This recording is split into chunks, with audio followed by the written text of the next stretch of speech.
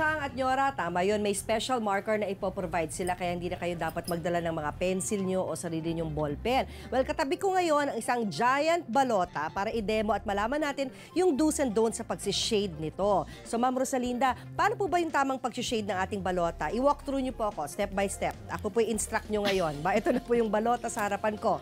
Ma'am, sige po, i-ano nyo lang po ako.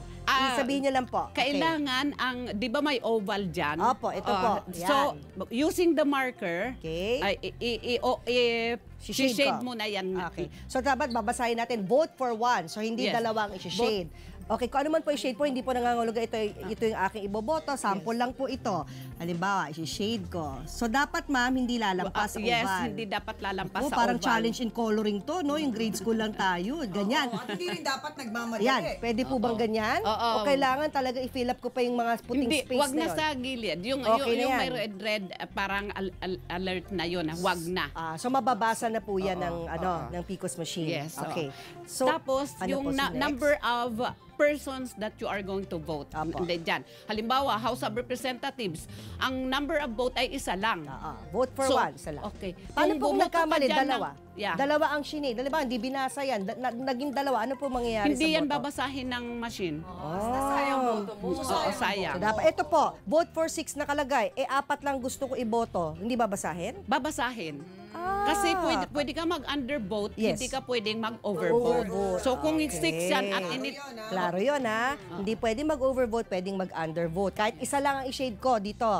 Pwede po, no? Pwede, okay. pwede. So ano po yung mga scenario kung saan magiging invalid po ang balota namin in terms of pag-shade? So gawin ko po, ma'am. Okay. Or, yan. Kung halimbawa, lumampas, ganyan, lana yan, ganon po. Ganyan, napalaki yung bilog, mas malaki sa oval.